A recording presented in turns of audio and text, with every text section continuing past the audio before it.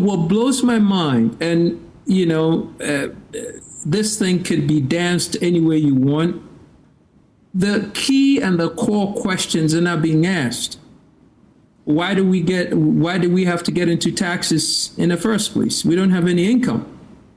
And regardless of what Mr. Mahama is doing, which we respect and we want him to continue in that trajectory, the bottom line is, are Ghanaians being relieved of the pressures of life? And it's no. If anything, it's getting worse.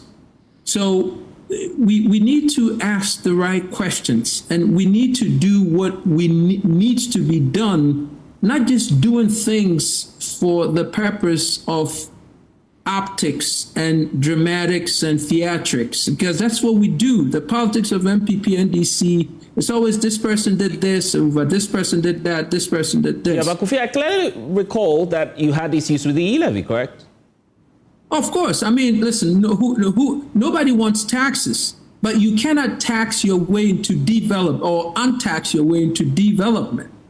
The problems are still there, and listen, I talk about the 10 things that I've always talked about during my campaign. I talk about housing.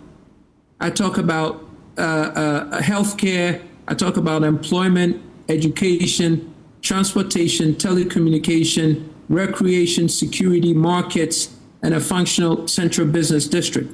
You don't do these 10 things, there's no way you could develop a nation.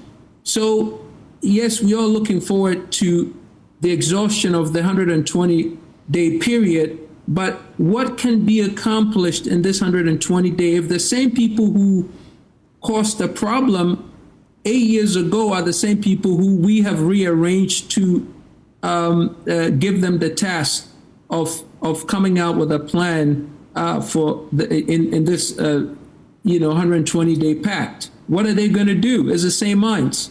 Yeah, but the difference now is that Ghanaians voted for the NDC. There's a 120-day I'm not saying they didn't, but and they've even crossed the 50% mark already. These are promises, I mean, tangible promises made to the people of Ghana. They're ticking the boxes, that, as I indicated earlier. No, of course. Well, because Ghanaians are wired on MPP NDC until we get to a point where we will get unwired.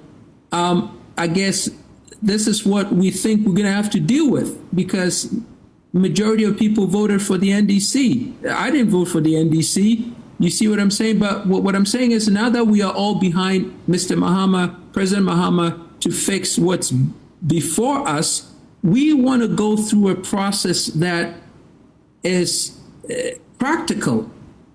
We need income. The undoing of the taxes from E-Levy is not going to give us the income for the developments that they have laid out that they want to do for Ghanaians. It's obvious. So where's the money coming from? Okay, but here's the point. And we'll talk about the alternative shortly. The other issue about the betting tax, for instance, which Adam placed his political lifeline on or career on, now that has also been fulfilled by the president. So are you saying all of these measures will not bring any form of relief? No, they will not. Based on what they have promised us that they want to do for the Ghanaian people, how much income is coming in? If you took a look and you looked at all the promises the NPP gave Ghanaians, there's no way that income we're getting from not taxing, E-Levy and betting is going to be able to do anything. So what I'm saying is we want to build a nation. We just don't want to undo taxes from E-Levy and from betting. Do you understand my consciousness? So I'm looking for a plan. I don't want to come in here and have a debate back and forth talking about. It's not a debate, actually. No. But what I'm saying, I'm just making a point. Yeah. But what I'm saying is it should never be about, oh, did Mahama do this? He said he was going to do it and he's done it. Well, what's the result? Is the result going to be able to, release the pressure of the average Ghanaian? Is the price of gobe going to change? Is the price of kenke going to change at the end of the day? So that is what I am looking at. Until we start looking at this holistically in its approach to fixing, we will come in here and talk about taxes over taxes, and at the end of the day, it's not going to mean anything. We have a huge corruption situation on our hands we haven't dealt with. Right. So no matter how much income is coming in, it's all being funneled out through corruption. We haven't solved the corruption problem. But that is.